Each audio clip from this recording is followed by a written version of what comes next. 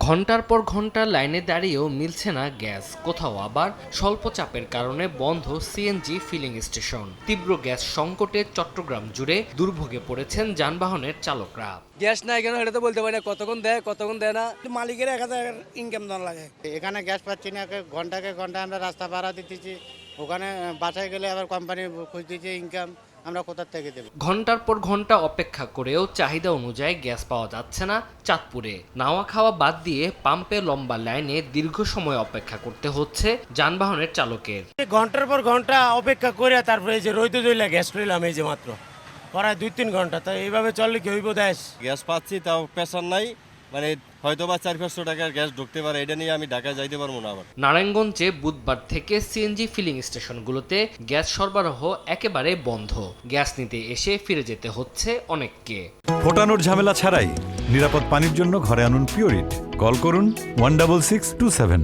বুধবার বিকাল 4টা থেকে এ পর্যন্ত খেয়ে না খেয়ে গ্যাসের জন্য সিরিয়াল দিয়ে আছি। লাইনে গ্যাস না আসায় জ্বলছে না চুলা, প্রায় বন্ধ শিল্পের উৎপাদনও। ডাইং কারখানার পাশাপাশি রফতানিমুখী পোশাক কারখানাগুলো বন্ধের পথে। সিলেটের এক কর্মশালা শেষে বাণিজ্যমন্ত্রী বলেন, গ্যাস সংকট মোকাবেলায় সরকার চেষ্টা চালিয়ে যাচ্ছে।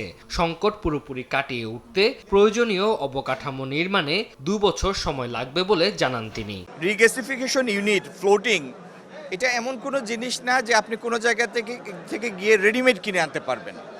এটা বানাতে হয়, সেটার জন্য বছর 2 সময় লাগে অর্ডার দেওয়ার পরে। আগামী 2 বছর পরে তো ইনশাল্লাহ স্বাভাবিক হবেই, কিন্তু এই 2 বছরের মধ্যে আউট অফ দি বক্স কোনো কিছু করা যায় কিনা, মানে প্রচলিত ধ্যান ধারণার বাইরে গিয়েও কিছু করা যায় কিনা, সেই জন্য সরকার কাজ করছে। এদিকে দিনাজপুরে বিদ্যুতের সরবরাহ বড় ধরনের ঘাটতির কারণে লোডশেডিং এর মাত্রা বেড়েছে। গ্রামাঞ্চলে সেচ, ক্ষুদ্র শিল্প কারখানার উৎপাদন ব্যাহত হচ্ছে।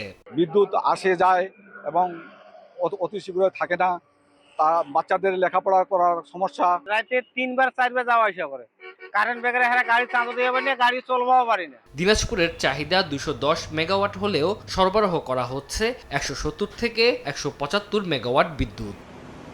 তানজিল হাসনাত, সময় সংবাদ।